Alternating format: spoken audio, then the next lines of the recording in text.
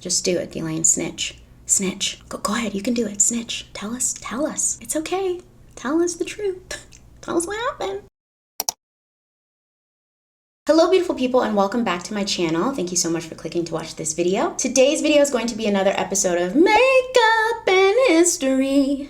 I did it a little different that time. If you're new here, my name is Cydnee and Makeup and History is a series on my channel where I put on makeup while talking about an historical event, a scandal from the past, or just a person or story I find fascinating. Today's video, we're going to be talking about the banished prince, okay? The naughty, naughty, naughty Prince Andrew. We're going to be talking about Prince Andrew's past, his present, and his future. I'm thinking he should go to jail in the future, but I'm no judge. And if I were a judge, he would go to jail. This story has been highly requested. You guys have been asking me to talk about Prince Andrew, Ghislaine Maxwell, Jeffrey Epstein. I figured I'd go with Prince Andrew first, seeing as the Queen just died. And apparently, the reason he didn't get as much flack as he should have, as he hopefully will get, is because he was the Queen's favorite son and she was protecting him. Did you guys know that? Allegedly. If you haven't already and you would like to, please subscribe to my channel. Come on in. Turn on the notification bell if you'd like to be notified every time I upload a new video. And follow me on other platforms too if you want. I'm not really doing much. I'm not doing much, but if you want to. My name is Cydnee, if you feel compelled. What the f was that? What the f was that? Okay, enough. Let's get into the story and put on some makeup. All right, so all the products and everything that I'm using will be listed down in the description box below if you're ever curious. I also include my sources down in the description box in case you want to fact check me. And I also welcome corrections down in the comments below. If I make a mistake, please let me know, but don't be rude. Don't be rude about it, okay? If I could use one word to describe this whole story, it would be embarrassing. Like embarrassing and pathetic. 2 words. I know that sounds really harsh, but the reason I say that is because he literally had his life on a platter. Best education, the best opportunities. It was also shocking to find out that he didn't drink or do drugs. So he made all of these choices completely sober, stone cold sober. Not saying that drinking or doing drugs would excuse any of it, but I would at least be like, oh, okay. He should still go to jail, but like, you guys get what I'm trying to say. Like, you're sober, making this poor,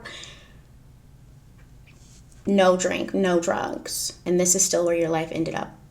All right, so let's start from the beginning, okay? February 19th, 1960, Prince Andrew is born, the third child and second son of Queen Elizabeth and Prince Philip. Andrew's birth was the start of what the royal family called the second era. They literally refer to it as the second era of their family. The reason they called this the second era is because prior to Andrew's birth, Prince Charles and Princess Anne were born before Queen Elizabeth had to become the queen. So suddenly her dad died and she had to become the queen, and this was very shocking and overwhelming for her. And so she kind of like abandoned her first 2 children to like get acclimated with her duties. It sounds really bad to say it that way, but like, that's kind of what happened, you know? And Charles, everyone knows that Charles kind of had like a bone to pick with his parents, mainly his mom, because she wasn't there for him. He was raised by his nannies and was shipped away to boarding school, and he didn't have a great relationship with his mother, Queen Elizabeth. And that was a pain point, I think, for them, really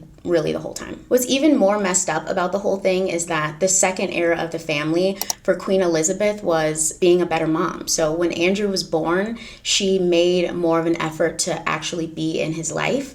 By this point, she had, gotten used to being the queen. She settled into her duties. So she would actually schedule time to spend with Andrew and raise him and get to know him, and she spoiled him a lot. She treated him like a king, and he was her favorite son. Charles and Anne are just looking like, so we just don't exist anymore? That's crazy. That's crazy. Cool, mom. As Andrew grew up, his personality was much more like his father's, and so he also became his father's favorite son. It wasn't a secret that Prince Philip didn't really get along well with Charles. He just didn't understand him. Charles was much more of a sensitive, brooding personality, and like his dad wasn't. And Andrew was a lot like his dad. He was charismatic, adventurous, he was confident, very arrogant almost. Not almost, he was very arrogant. Like his father, Andrew was just more of a man's man, and he got along well in boarding school and amongst his peers. He fit in really well, in the aristocracy. He loved pointing out to people that he was the queen's son and that he was the queen's favorite son and that he was second in line to the throne. Like, he was very arrogant. He liked the power of it all. At the age of 21, he decides to join the military, and this gains him a lot of popularity with the public as well. He was given the nickname Prince Action Andrew because he wasn't just using his status to not do anything. He was actually like fighting. The people really liked that. That made him very popular amongst the public. He was also very attractive. He was handsome. He was charismatic. I already said that, but like, you know, now the public was seeing that. They're like, yeah, we like this. We like this one. This prince, he's cool. He's not sad. Poor Charles. Like, don't make me feel sad for Charles. Jeez. Also, I'm trying something new today. I'm going for a very glowy look, if you can't tell. So we'll see how this goes. If it doesn't turn out good, I blame Prince Andrew. After leaving the military, Andrew joined the Navy, also following in his father's footsteps, and he had a really great career here as well. He became known as a war hero. In the late 1970s, early 1980s, when Andrew wasn't in active duty, he spent a lot of his time partying. He became known as a party boy. He was a club rat, if you will. He was one of the world's most eligible bachelors at the time, and he really took advantage of that. He took full advantage of that. He spent a lot of time with a lot of very pretty ladies, partying. He was known for his love of dancing and having fun. And during this time, he also makes a new friend, a very important friend, we would come to find, by the name of Ghislaine Maxwell. Ghislaine, during this time, wasn't a part of the aristocracy, but she was very wealthy. Her father was a media tycoon, and she had a lot of money. She was really kind of like social climbing during this time. Like, the aristocracy or like royalty, they were very closed off. It was very exclusive. But when she met Andrew, he kind of opened that door for her. They had a lot in common. Mainly, they both really liked sex. Andrew didn't drink, he didn't do drugs, but he did like the sex. He liked to make the sex. So that was his thing. And Ghislaine did as well. And so they became really fast friends and would party together all the time. In the mid to late 80s, Andrew decides that he wants to get serious. You know, it's time for him to settle down and choose a wife, to take a bride. And he starts dating this actress, an American actress by the name of Cutie Stark. I'm not entirely sure if that was like her full name, Koo, K-O-O.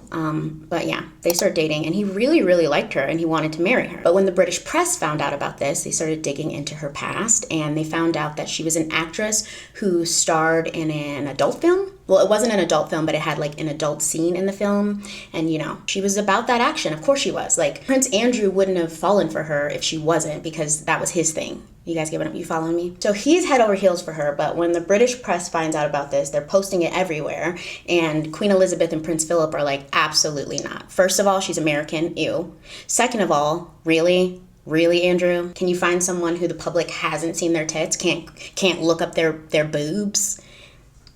I guess. I don't know what they said to him, but they apparently they just really wanted him to marry someone who was more conservative, who was British, who came from a better background. I don't know. So Prince Andrew breaks things off with Cutie, and in 1992, he starts publicly dating a British lady by the name of Sarah Ferguson, who would become known as Fergie. Fergie was a much more suitable person for Prince Andrew to be with, so the two got engaged, and the public really liked her as well. She was very fun and like happy looking. She had this bright red hair, and the two of them seemed to have a lot of fun together. The public really liked that. They seemed like they liked each other. I guess this was in stark contrast to Diana and Charles at that time. Andrew really liked that his relationship with Fergie was like a celebrity status. He was very obsessed with being a celebrity, being famous. And apparently so was Fergie, so this worked out well. July 23rd, 1986, the two of them get married, and they have this massive royal wedding, and of course the public is eating it up. They love the royal weddings. They love them.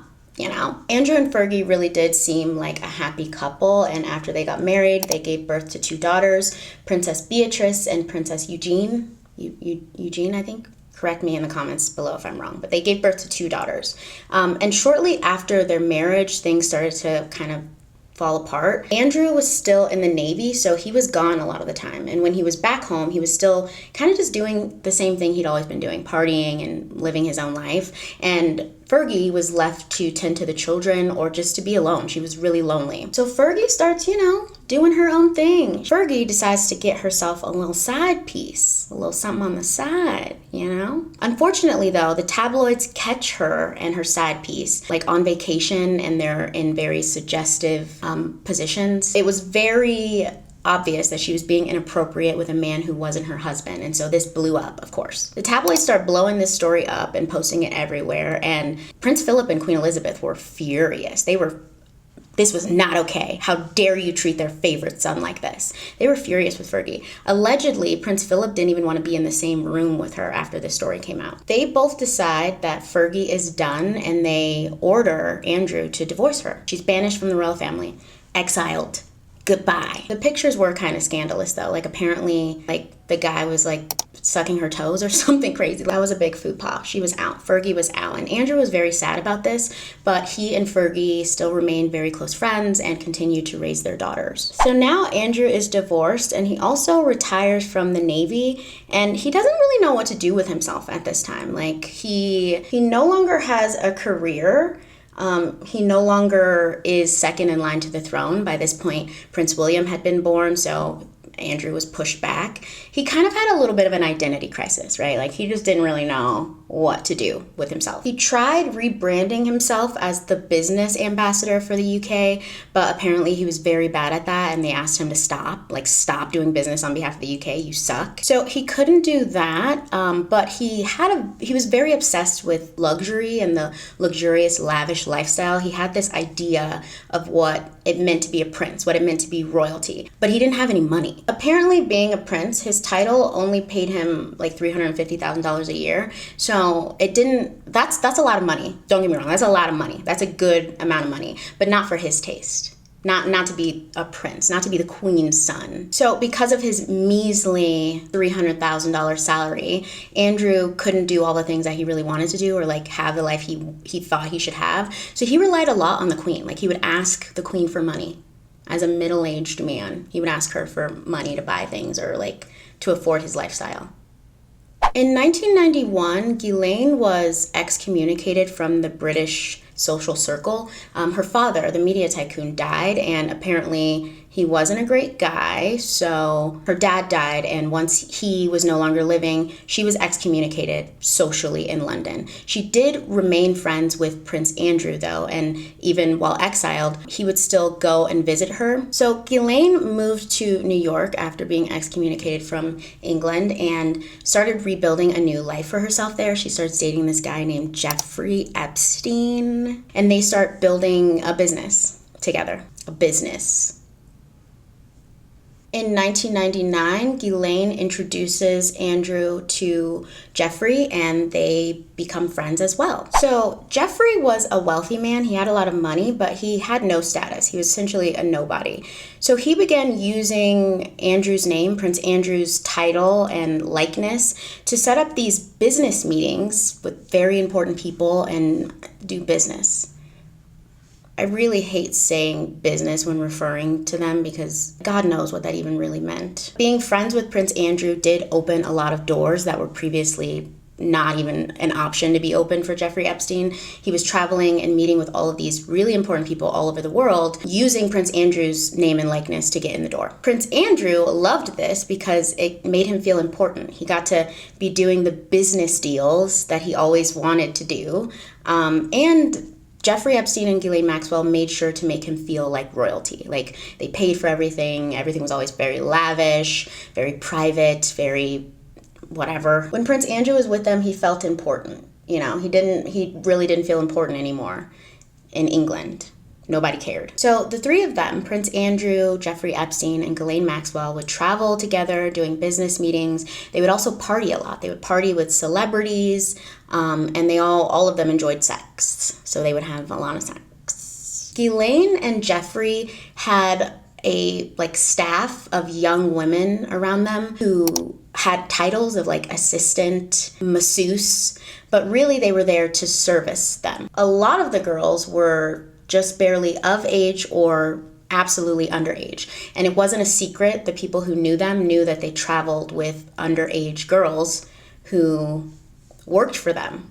One of the girls who worked with Jeffrey and Ghislaine in 1999 was a 15-year-old girl by the name of Virginia Roberts, and Virginia's whole purpose was to service Jeffrey, and when told, to service Jeffrey's friends. So Virginia traveled with Ghislaine and Jeffrey, and that's just what she did. She was their personal sex object to use whenever they wanted. In 2001, when Virginia was 17 years old, she was told that she was going to perform her duties on Prince Andrew. Now, I don't know if this was the first time it happened or if it had happened previously, but in 2001, they took a photograph together. So Virginia has a photograph of her and Prince Andrew before she got to work.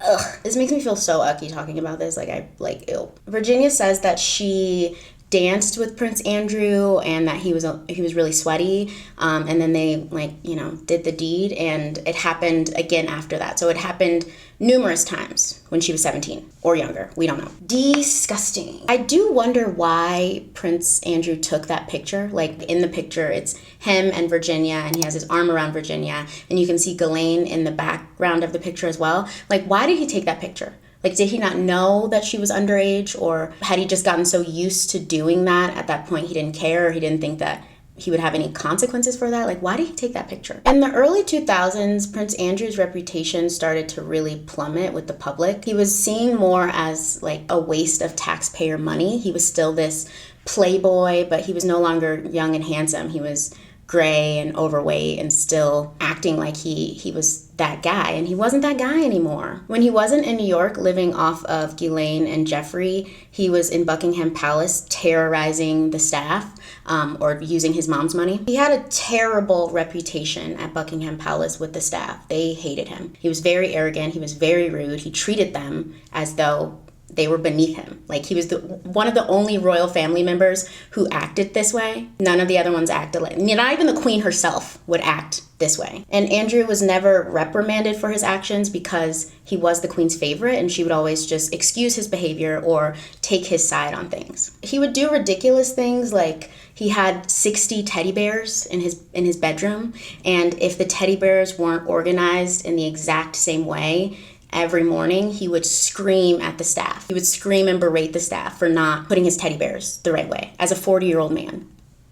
The staff at Buckingham Palace was also starting to notice that Andrew's love for sex was kind of starting to look like a sex addiction. Like, it was kind of looking like a little bit of a problem. He had a revolving door of women. Every night, a new woman in and out of the Buckingham Palace, which was a major security risk. But anytime someone tried to bring it up, he would scream and berate at them, and then nothing would happen. The queen would be like, just let him do him. Let my little favorite have whatever he wants. Your favorite wants underage children, madam. God rest your soul. Rumors began circulating in the tabloids about Prince Andrew's little problem, and also about how rude he was to the staff, that he bullied the staff, and that he was generally unpleasant. And he was furious about this. Like, he thought that he should have the same status as the queen. No one would dare post any of these like rumors about the queen, and he was very infuriated by this. And the queen would shut it down. Like, she would have his back and like shut down those rumors, which is crazy. Really, Queen Elizabeth? Really? I think this definitely created a complex in Prince Andrew, like thinking he was untouchable. He could do whatever he wanted. Back over in the US in 2008, Jeffrey Epstein was convicted of sexual misconduct with minors, but he just got a slap on the wrist. We all know that nothing really happened, but he was convicted. Like, he had a record of these crimes, and Andrew didn't think that this was an issue. He still continued hanging out with Jeffrey and spending time with him and doing business deals.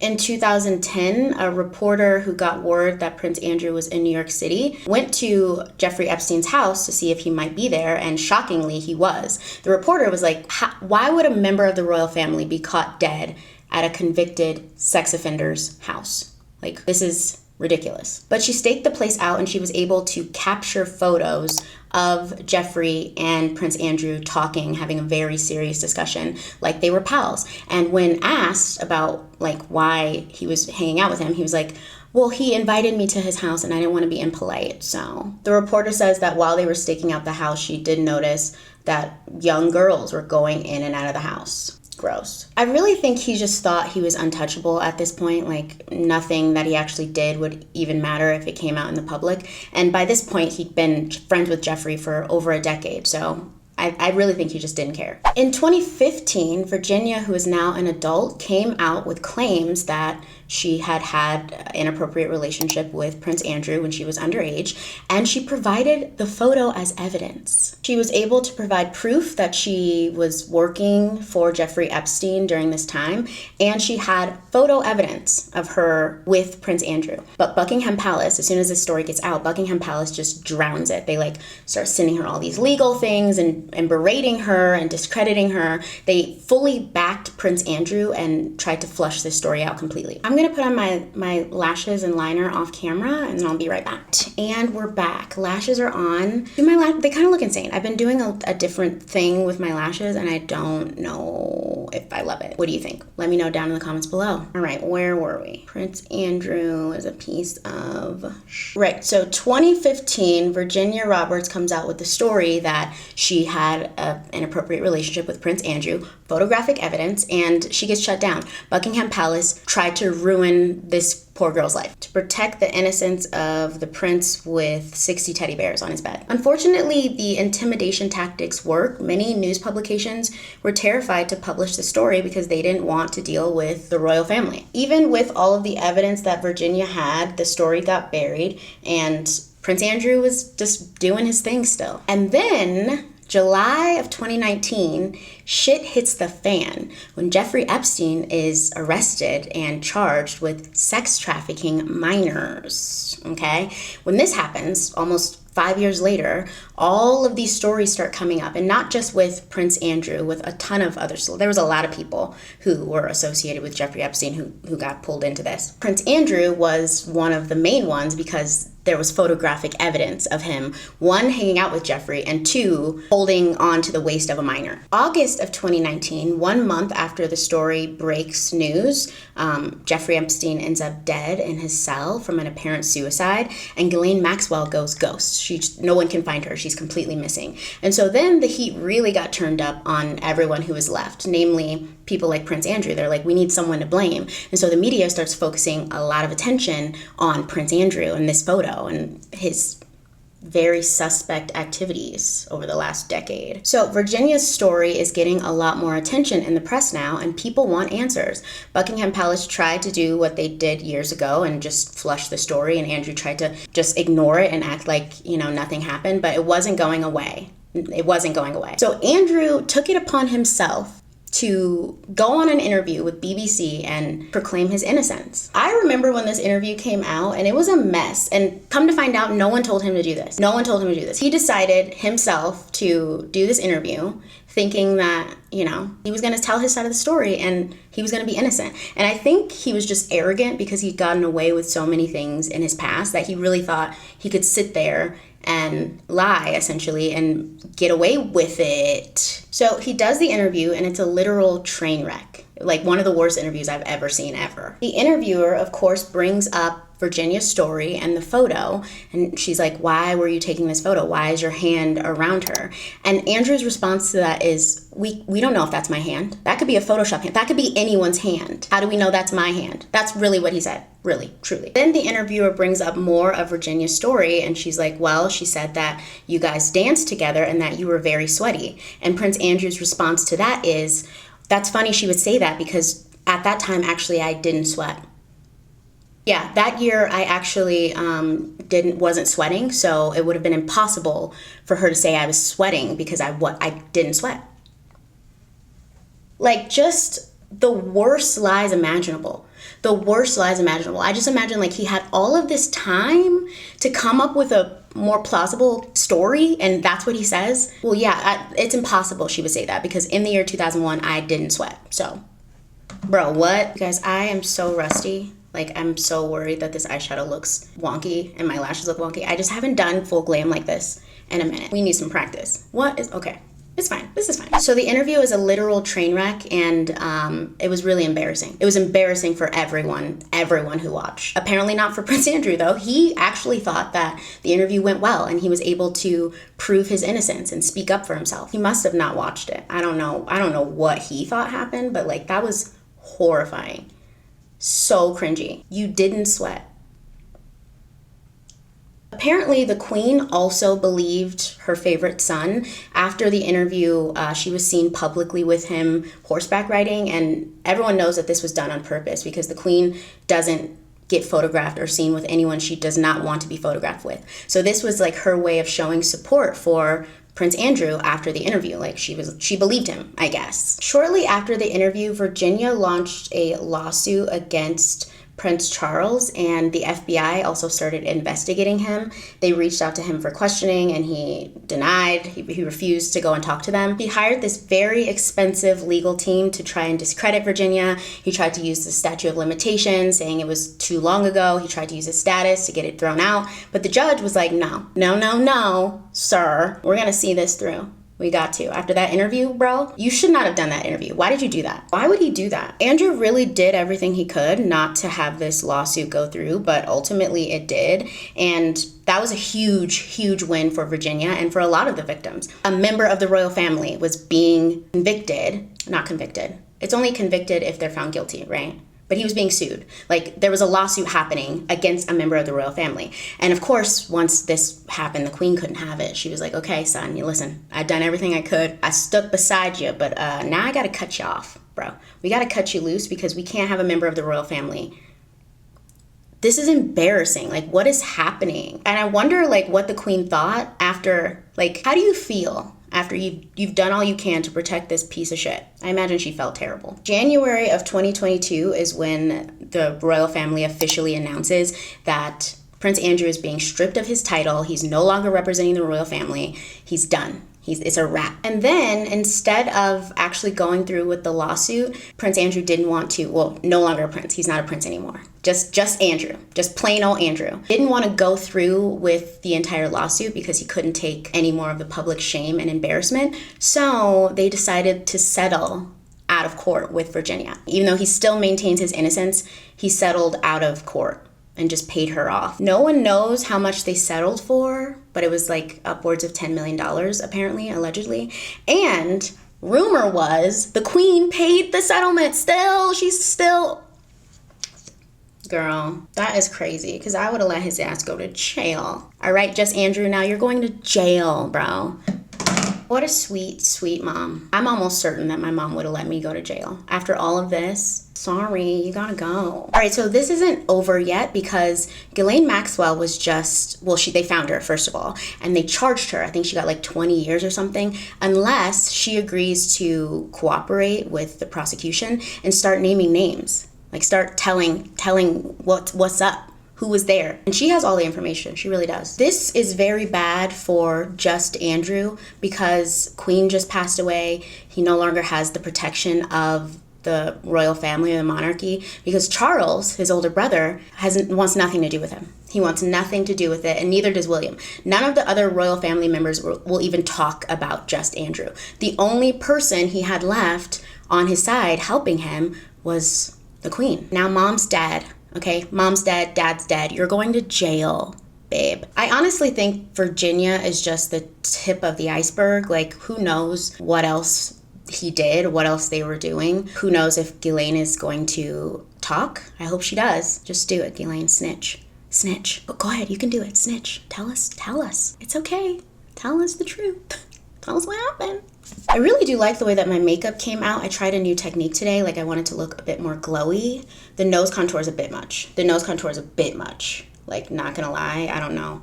It's a bit much. But other than that, I feel like I look fantastic. Let me know down in the comments what you guys think. I'm rusty, but we're getting back into it. That is it for this video. updates when they come. I'm thinking of doing a video on Ghislaine Maxwell, but that story is a lot longer. Like, it's a lot. There's a lot to do with her. Leave your comments down below with other video topics that you want me to talk about, or just to say, hey, I love you guys so much. Don't forget to subscribe, don't be fake, and watch some other videos while you're here. All right, you guys, that's it for me. I'm gonna head out. I love you. Be blessed. Make good choices. I'll see you in my next one. Bye.